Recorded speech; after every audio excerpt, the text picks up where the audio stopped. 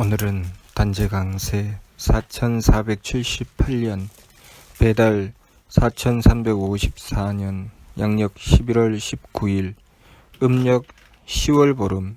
이 시간은 11월 둘째 주 금요일 새벽 경배 시간입니다. 이번 주에 한배금께서 주신 말씀은 지킬 것을 지키고 행할 것을 행하라는 말씀입니다. 지킬 것을 지키라는 말씀은 지감조식 금촉의 세법을 힘써 행해서 우리의 마음과 기운과 몸을 바르게 지키라는 말씀입니다. 착한 마음을 지키고 맑은 기운을 지키고 후한 몸을 지키라는 말씀이지요. 행할 것을 행하라는 말씀은 성명정 삼진의 길로 나가라는 말씀이지요. 우리의 성품을 하느님의 덕으로 채우고 우리의 목숨을 하느님의 지혜로 채우고 우리의 정기를 하느님의 힘으로 채우라는 말씀입니다. 진리의 말씀은 우리가 그 말씀을 받들고 헤아리고 알게 되는 것은 그 말씀을 받들어서 실천하는 것과 다릅니다. 우리가 그 말씀의 깊은 뜻을 헤아리고 그 말씀을 참으로 깨닫게 되려면 그 말씀을 받들어 실천해야 됩니다. 그냥 이론적으로만 지감조식 금촉을 행하여서 착한 마음을 지키고 맑은 기운을 지키고 후한 몸을 지키면 되는구나. 그리고 그 착한 마음으로 하느님의 덕을 받들고 맑은 기운으로 하느님의 지혜를 받들고 후한 몸으로 하느님의 힘을 받들어서 하느님의 덕을 받들어 성품을 채우고 하느님의 지혜를 받들어서 목숨을 밝히고 하느님의 힘을 받들어서 정기를 굳세게 하면 되는구나 라고 생각하면 그뿐입니다. 그러나 우리가 그 말씀으로 우리의 삶 속에 적용하고 실천할 때는 우리들 각자에 따라서 또 그 각각의 상황에 따라서 수만 가지의 경우가 발생하게 되는 것입니다. 우리가 지도를 살피고 그 지도에 따라서 내가 어느 길을 어떻게 가야 되는구나 라고 알게 되는 것과 그 지도를 가지고 실질적으로 내가 그 길을 나아가는 것은 완전히 다른 것입니다. 그것은 내 몸의 상황에 따라서 다르고 그리고 내가 행해 나가는 그 길에서 만나게 되는 여러 가지 상황에 따라서 달라지는 것이죠. 그러니 우리가 직접 그 일을 행해 나가지 않는다면 그 말씀의 깊은 뜻이 무슨 뜻인지 알기가 어려운 것입니다. 그러니 날마다 우리 자신을 살피고 그 말씀을 받들어 실천해 나가야 됩니다. 제일 먼저는 착한 마음을 갖추기 위해서 지감법을 행해야 되지요. 지감법을 행해 나가다가 보면 때로는 내 마음이 착하여 그 지감이 쉬울 때가 있지만 때로는 내 마음이 악하여 그 지감이 어려울 때가 있습니다. 우리는 그러한 상황을 만났을 때 그 문제의 원인을 나에게 찾지 않습니다. 상대에게 찾지요. 내 마음이 악할 때 왜 내 마음이 악하지? 라고 생각합니까? 왜 나를 이렇게 악하게 만들지? 라고 생각하지요. 내 마음의 착함과 악함은 가만히 있는데 바뀌는 것이 아닙니다. 나에게 다가온 상황, 내가 만나는 사람에 따라서 달라지지요. 내가 힘들고 어려운 일을 겪으면 마음이 착해지기보다는 악해지기 가깝습니다. 또 내가 상대하기 어려운 사람을 만났을 때 마음이 착해지기보다는 악해지기가 가깝죠. 상대가 나를 용납해주고 배려해주고 나에게 맞추어주면 내 마음은 착해지기가 쉽습니다. 그러나 상대가 나를 이해해주지도 않고 배려해주지도 않으면 내 마음은 점점 악해집니다. 내가 만나는 상황이 무슨 상황인지 알지 못하고 내가 도대체 어떻게 해야 될지 알지 못할 때 오리무중에 빠집니다. 그리고 그 일은 점점 힘들어지죠. 도대체 어느 길로 가야 될지 무엇을 해야 될지 알지 못하게 되고 또 우리가 힘을 써서 행할 때 잠깐만 힘을 써도 그 일이 잘 이루어지면 우리는 그것 때문에 괴로움에 떨어지지 않습니다. 그런데 애쓰고 노력했는데도 그 결과가 내가 원하는 만큼 이루어지지 않으면 그것 때문에 마음이 흔들리고 생각이 복잡해집니다. 이렇게 그때그때에 따라서 경우에 따라서 여러 가지 경우가 우리에게 다가오게 됩니다. 우리는 그 상황을 통해서 점점 하느님의 덕과 지혜와 힘을 구하는 좋은 도구로 삼아야 합니다. 하느님의 덕을 언제 구하게 됩니까? 내 마음이 편안할 때, 상대방이 나를 이해하고 배려해 줄 때, 그때 하느님의 덕을 구하게 됩니까? 그때는 굳이 하느님의 덕을 구하지 않아도 내 마음이 이미 편안하기 때문에 내 마음은 착하고 상대를 충분히 이해하고 배려한다고 생각합니다. 내가 상대의 배려를 받을 때는 그렇게 생각하죠. 그렇지만 내가 상대의 배려를 받지 못하고 오히려 상대가 나의 단점을 지적해주고 그것 때문에 내 마음이 괴로울 때 우리는 하느님의 덕을 구합니까? 그때 우리는 지간법을 행해야 되고 그때 우리는 하느님의 덕을 구해야 되는 것이죠.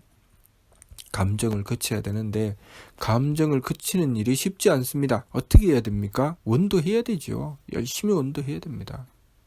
한배금을 모셔야 되지요. 한배금을 모시고 지극하게 원도하고 정성을 들이며 하느님의 덕을 구해야 됩니다. 그렇게 지극하게 정성을 들이는 가운데 우리는 자연스럽게 지간법을 행하게 됩니다. 지간법을 어떻게 행하느냐? 내가 참아야 된다. 내 마음을 참아야 된다. 그렇게 한다고 해서 참아지지 않습니다. 내가 그 문제를 가지고 참아야 되느냐, 참아야 되지 않느냐를 따지기 시작하면 절대로 참을 수 없습니다. 그러면 어떻게 해야 됩니까? 우리가 힘들고 어려울 때, 마음이 괴롭고 힘들 때 힘든 산을 오른다거나 그리고 힘들고 어려운 일을 한다거나 육체적인 어려움을 행한다거나 운동을 한다거나 그렇게 하게 되면 그것을 잊게 되지요. 그것을 잊으면서 잠깐 마음의 괴로움을 떠나게 됩니다. 우리가 마음의 괴로움을 그 마음을 참아서 해결하려고 했을 때, 억지로 참으려고 했을 때 그 마음의 괴로움은 해결할 수가 없습니다. 그러나 우리가 그 마음의 괴로움을 잊을 정도로 한배금께 지극하게 원도하고 정성을 들이고 그렇게 경을 모신다거나 절을 한다거나 한배금을 향하여 지극한 정성을 들이려고 노력하고 정성 들였을 때 그때 우리는 그 마음의 괴로움을 떠날 수 있습니다. 그것이 지간법입니다. 지간법을 행한다는 것은 우리가 한배금을 향하여 지극한 정성을 들일 때 지간법이 가능해지는 것이지 내가 그 문제를 가지고 내가 너를 참아준다. 내가 참는데도 한계가 있다. 그러면 그건 지간법이 이루어지지 않습니다. 지간법은 그 일을 잠시 내려놓고 한배금께 집중해야 되는 것입니다. 한배금께 집중해서 원도하고 그 일을 한배금께 맡기는 것이지요. 한배금께 맡기고 지극한 정성을 들이다가 보면 어느 순간 이미 내 마음은 그 기운이 가라앉아 있고 마음이 편안하며 하느님의 덕이 이미 나를 감싸고 있는 것을 발견하게 됩니다. 그렇게 지극하게 원도하고 정성을 들이면서 우리는 지간법을 행하게 되는 것입니다. 그렇게 원도하고 정성을 들여도 생각이 복잡해지고 마음이 도무지 가라앉지 않는다. 그러면 그 마음이 해결될 때까지 한배금을 모시고 지극하게 원도를 해야 됩니다. 마음이 해결이 되지 않는다면 그것은 어떻게 생각을 해야 됩니까? 내가 한배금을 향한 믿음과 정성이 부족하구나 라고 생각을 해야 되는 것이지 그 상황에서 내가 도대체 이 마음이 가라앉지 않으니 저놈이 얼마나 악한 것이야. 내가 이 마음이 가라앉지 않으니 내가 얼마나 힘든 꼴을 당하는 거야 라고 생각하면 그 문제는 해결되지 않습니다. 그러니 나에게 다가온 문제를 가지고 한배금을 향하여 원도해야 됩니다. 그때 우리가 한배금을 향한 믿음을 가져야 되는 것이죠. 다시 말해서 한배금께 맡겨야 되는 것입니다. 내 삶을 한배금께서 주관해 주시고 한배금께서 지켜주신다는 그 믿음을 가지고 한배금을 향하여 원도하고 그 문제를 온전히 한배금께 맡겨야 되는 것이죠. 우리가 그 문제를 가지고 내가 해결을 하려고 하고 내가 그것을 따지고 생각하고 이 사람이 나에게 도대체 어떻게 한 것인가? 이 사람이 나를 얼마나 천대하나? 이 사람이 얼마나 나를 귀하게 대하나? 이 일이 나에게 이익이 되나 불이익이 되나 따지기 시작하면 우리는 결코 지감주식 금척의 세법을 행할 수가 없습니다. 그것은 이미 한백음께서, 하느님이신 한백음께서 우리보다 더 잘 계산하시고 우리보다 더 많은 것을 고려하셔서 우리의 삶을 지켜주십니다. 우리가 그것을 믿어야 되는 것이죠. 그것을 믿고 한백음을 향하여 지극한 정성을 드리는 것입니다. 그렇게 지극한 정성을 드리면서 우리는 마음의 평화를 얻게 되는 것이죠. 그렇게 마음의 평화를 얻고 그 속에서 하느님의 지혜를 구하게 되는 것입니다. 또한 한백음을 모시고 지극하게 원도를 하게 되면 한백음께서 우리를 깨우쳐 주십니다. 상대를 가지고 따지고 그 일을 가지고 따지고 이것을 이렇게 풀어야 되나 저렇게 풀어야 되나 이렇게 풀어야 내가 편안할까 저렇게 풀어야지 괴로움을 덜까 저 사람을 어떻게 하면 내가 복수해 줄까 이것을 내가 어떻게 해야지 나는 편안하고 상대는 그만한 대가를 치르게 해줄까 이런 생각을 가지고 내가 겪는 문제를 해결하려고 하면 우리가 만난 문제를 결코 바르게 해결해 낼 수가 없죠. 그 문제를 가지고 한백음께 또한 지극하게 원도해야 됩니다. 지극하게 원도를 하고 정성을 들이다가 보면 한백음께서 주시는 지혜가 있습니다.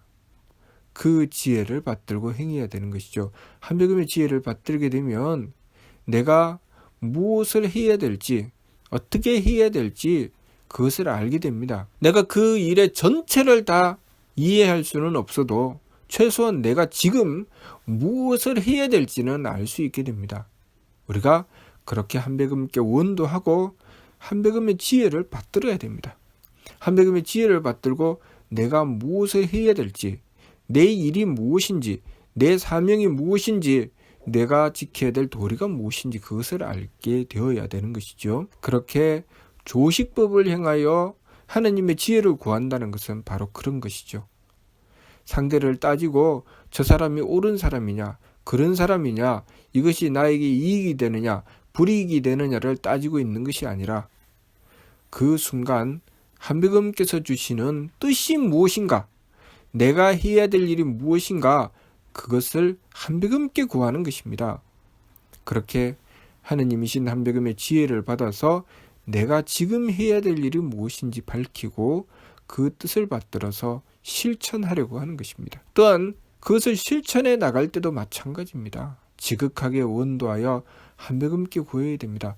우리가 한백음께 지극하게 원도하면서 그 일을 행하는 것과 원도하지 않고 행하는 것은 완전히 다른 것입니다. 지극하게 원도하면서 행하면 하느님이신 한백음의 힘을 받게 됩니다. 그러면 그 일을 내가 잘 하게 됩니다. 그것이 하느님의 힘입니다. 비록 서툴고 부족하지만 한백음께 지극하게 원도하고 정성으로서 행하게 되면 한백음께서 우리를 주관하고 다스려 주셔서 조심조심 그 일을 바르게 행해 나갈 수 있게 해주십니다.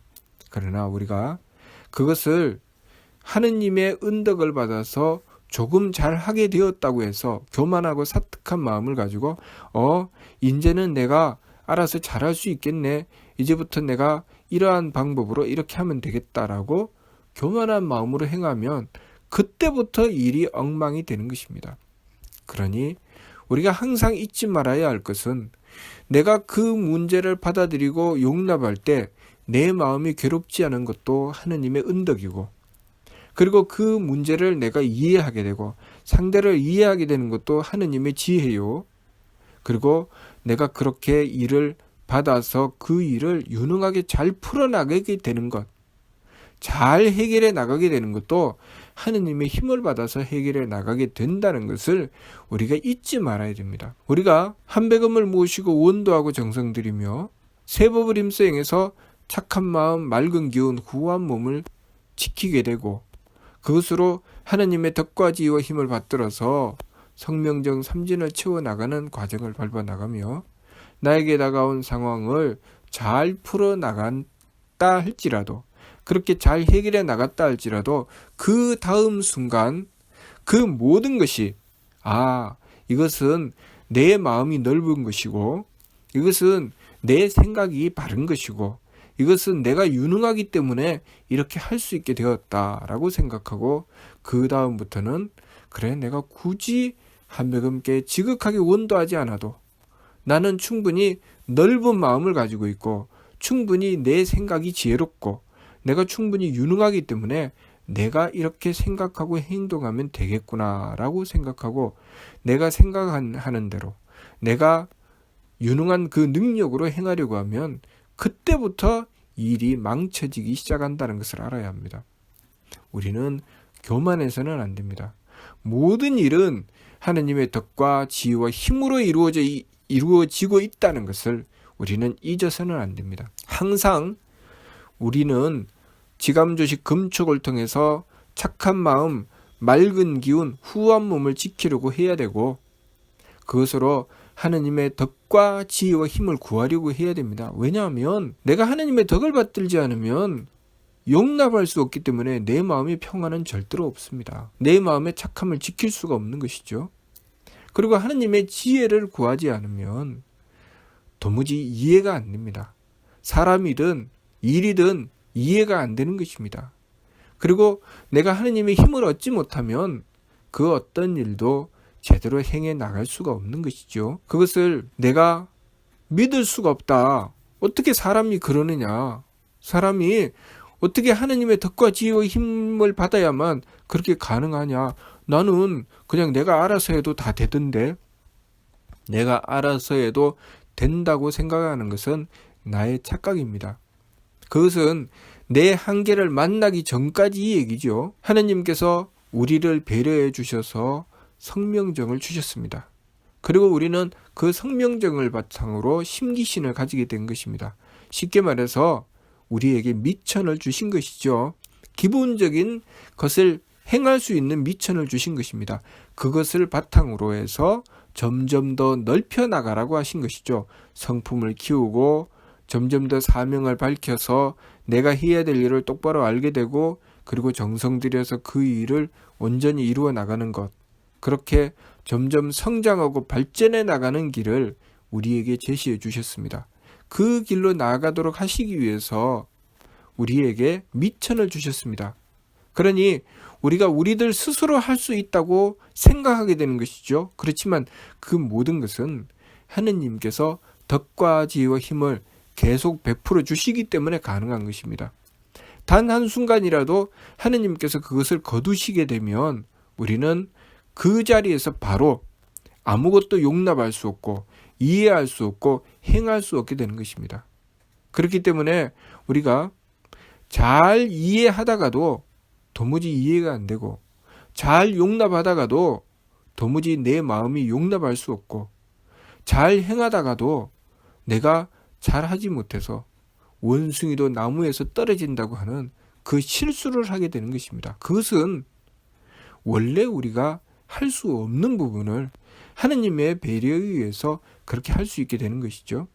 그렇기 때문에 우리는 하느님에 의해서 이 세상에 태어났고 그리고 이 세상의 삶이 마감되는 시간이 있게 되는 것입니다. 우리가 이 세상에 태어나는 것도 하느님에 의해서 태어나고 하느님께서 그 생명을 거두시면 우리는 이 세상의 삶을 마감하게 되는 것입니다. 그것 하나만 보더라도 우리의 이 세상의 삶은 하느님의 배려에 의해서 이루어지고 있다는 것을 우리는 바르게 알아야 됩니다. 그렇기 때문에 우리가 이 세상에서 무엇을 해야 되느냐? 끊임없이 하느님의 덕과 지혜와 힘을 구하는 길을 추구해 나가야 됩니다. 그렇게 하기 위해서 우리는 착한 마음, 맑은 기운, 후한 몸을 지켜야 되고 그 착한 마음, 맑은 기운, 후한 몸으로써 끊임없이 하느님의 덕을 구하고 하느님의 지혜를 구하고 하느님의 힘을 구해야 됩니다. 다시 말해서 끊임없이 원도해야 된다는 것입니다. 한백음을 모시고 끊임없이 원도함으로써 하느님의 덕과 지혜와 힘을 구해야 됩니다. 그래서 우리의 삶이 온전히 하느님의 덕으로 채워지고 하느님의 지혜로 채워지고 하느님의 힘으로 채워질 수 있도록 해야 되는 것이죠. 그것이 우리의 성명정을 하느님의 덕과 지혜와 힘으로 채운다고 하는 것입니다. 우리가 삶을 살아가면서 우리의 삶이 항상 하느님의 덕이 충만한 삶을 살아야 됩니다. 하느님께서 항상 나와 함께 하신다는 것, 늘 하느님의 배려하심이 늘 내 삶 속에 존재한다는 것을 우리가 온전히 깨닫고 그 삶 속에 살아야 되는 것이죠. 그리고 항상 하느님의 지혜를 받아서 하느님의 지혜로서 이해할 수 있는 삶을 살아야 됩니다. 그리고 항상 하느님의 힘을 받아서 하느님의 힘으로써, 다시 말해서 지성이명 감천이다라고 하신 그 말씀처럼 한백음을 모시고 지극한 정성을 들여서 그 정성의 결과로 삶이 이루어지는 삶을 살아야 됩니다. 그러면 항상 한백음을 모시고 온도해야 됩니까? 늘 한백음만 찾고 그렇게 살아야 됩니까? 맞습니다. 그렇게 살아야 됩니다. 가정에서의 삶을 살아갈 때도, 내가 부모님을 대할 때도 늘 원도하면서 부모님을 대하고, 남편이 아내를 대할 때도 늘 원도하면서 아내를 대하고, 아내가 남편을 대할 때도 늘 원도하면서 대하고, 학생이 공부할 때도 늘 원도하면서 공부하고, 그렇게 형제간에 우애하는 것도 늘 원도하면서 상대를 대해서 형제간에 우애하고, 내가 일을 할 때도 늘 원도하면서 일을 하고, 그러면 내 삶이 항상 마음의 평화와 가정의 경사와 나라의 영광이 이루어지는 삶이 되는 것입니다. 늘 내 마음은 착하고 기운은 맑고 몸은 후해서 마음의 평화와 행복, 그리고 항상 지혜로운 생각을 가지게 되고 그 행위가 늘 유능하게 되는 것입니다. 그러나 우리가 한백음을 모시지 않고 교만하게 내 마음대로, 그리고 내 생각대로 온갖 궁리를 하고 내 몸 편한 대로 살아가게 된다면 우리는 이내 괴로움으로 떨어져 버리고 만다는 것을 우리가 바르게 알아야 됩니다. 그래서 한백음을 모시기 위해서 정성 들이고 한백음의 뜻을 받들기 위해서 정성 들여야 되는 것입니다. 우리가 하나님의 덕을 받들고 용납하게 되고, 또 하나님의 뜻을 받들어서 이해하게 되고, 그래서 내가 무엇을 해야 될지 알게 되고, 그리고 하나님의 힘을 받아서 정성 들여서 그 일을 이루어 나가게 되면 그 다음에 이어지는 과정이 또한 내가 정성으로서 하나님의 힘을 받아서 유능하게 이루어낸 다음 또한 하나님의 덕을 받아서 용납하게 되는 과정이 이어지는 것입니다. 내가 그만큼 그 전에 용납하던 것과 내가 그렇게 정성으로서 일을 이루고 나서 용납하는 것은 차원이 달라지는 것이죠. 그것이 계만서문만덕입니다. 우리가 삶을 살아가면서 그렇게 점점 성장하고 발전해 나가야 되는 것이지, 내가 어제까지는 용납했는데 내가 내일은 용납할 수 없게 되고 내일은 용납하게 됐는데 그 다음 날은 더 용납할 수 없게 되면 우리는 우리의 삶이 점점 곤두박질 치고 있다는 것을 알아야 됩니다. 내가 어제까지는 용납할 수 없고 이해할 수 없었지만 내가 그 다음 날은 내가 이 사람이 내가 용납이 되고 이해가 되더라. 그리고 내가 어제까지는 이루어낼 수 없었던 일을 오늘은 이루어낼 수 있게 되어야지 그 사람이 성장하고 발전하게 되는 것이죠. 그런데 우리는 어떻습니까? 세월이 가고 시간이 가면 내가 젊을 때는 됐는데 내가 나이가 드니까 안 되네, 이런 과정을 밟게 되죠. 점점 세월이 가면 갈수록 할 수 없는 일들이 점점 늘어나게 됩니다. 그것은 왜 그런가요? 삶을 잘못 살았다는 것입니다. 그러면 어떻게 해야 됩니까? 점점 나이가 들면 몸은 늙어가게 되고, 몸이 늙어가게 되면 할 수 있는 일이 점점 줄어드는데, 그러면 그 문제는 어떻게 해결해야 될까요? 우리가 하느님의 덕과 지혜와 힘을 받들게 되면 그 속에서 이 세상의 삶이 나 혼자 살아서 이루어지는 것이 아니라는 것을 깨닫게 됩니다. 우리가 하느님의 덕과 지혜와 힘을 받들게 되면 점점 내가 가졌던 그 힘, 내가 행하였던 그 결과로 하느님의 덕을 받들어 그 은덕을 베풀게 되죠. 홍익하게 됩니다. 홍익하게 되면서 점점 덕을 쌓아 나가게 되죠. 그래서 우리가 점점 어린 시절에는 유능하지 못했던 것을 점점 나이가 들면서 유능하게 되고, 그렇게 유능하게 되면서 덕을 베풀게 됩니다. 그렇게 덕을 베풀게 되고 덕스럽고 인자하게 되면서 나이가 점점 들어가게 되면 그 사람의 덕망이, 인품이 세상에 그 영향을 끼치게 되죠. 그리고 많은 이들이 그를 돕게 되는 것입니다. 하느님의 힘으로, 하느님의 덕과 지혜와 힘으로 많은 이들이 그를 돕게 되죠. 그래서 그 사람이 아무리 나이가 들고 육체적으로는 노쇠해진다 할지라도 그 사람이 이루어내는 일이 결코 줄어들지 않고 점점 늘어나게 되는 것입니다. 우리가 삶을 그렇게 살아야 되는 것이죠.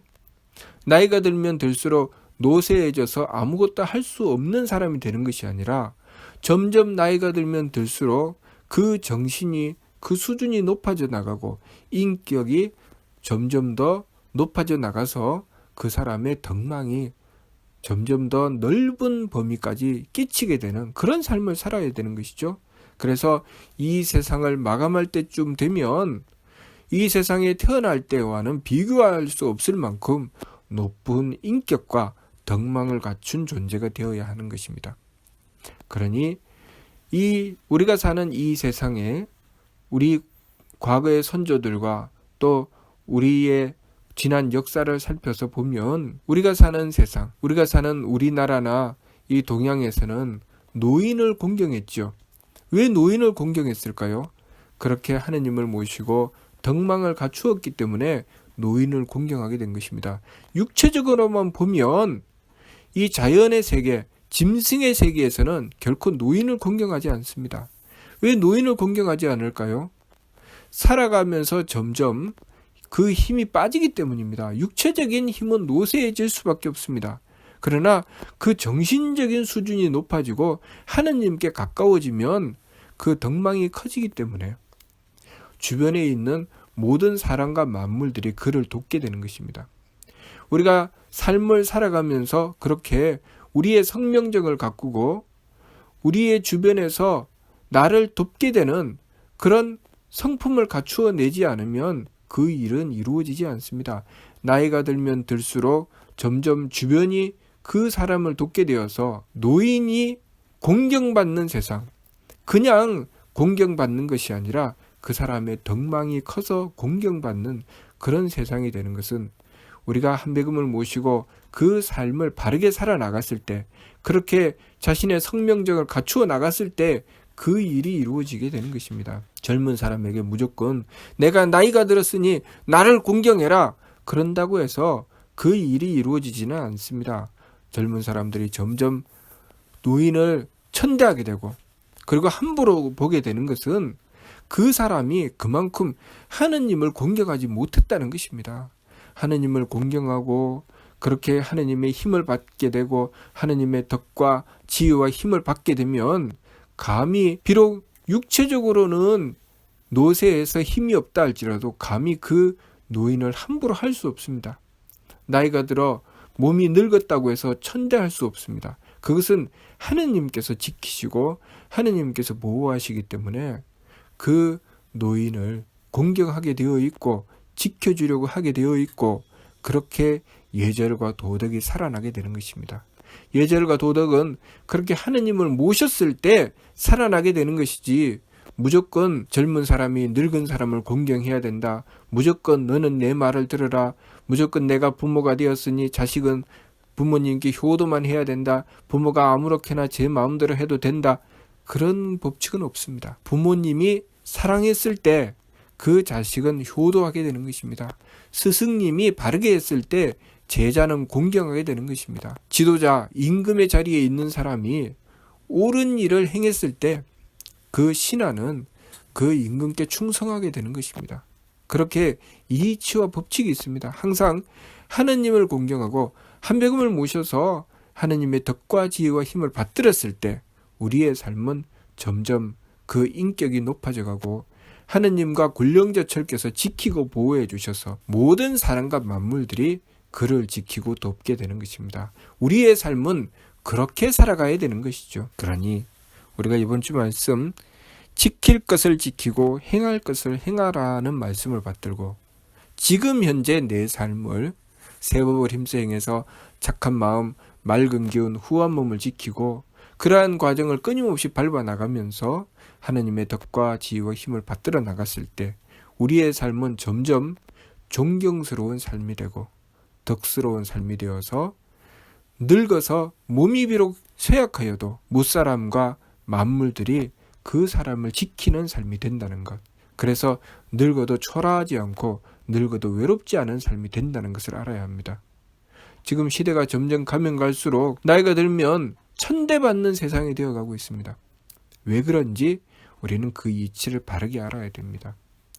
나이가 들어서 천대받는 세상이 된다는 것은 우리가 젊은 시절에 무엇을 했는지 자기 자신을 한번 돌아보고 냉정하게 자신을 살펴보아야 됩니다. 우리가 이 삶을 살아가면서 어린 시절부터 젊어서 힘이 있을 때 그리고 점점 나이가 들어가는 과정에서 우리가 무엇을 위해서 살아야 하는지, 도덕과 진리를 위해서 살아야 하는지, 아니면 내 이익을 위해서 도리도 저버리고 내 마음대로 살아야 하는지 우리는 그것을 바르게 알아야 됩니다.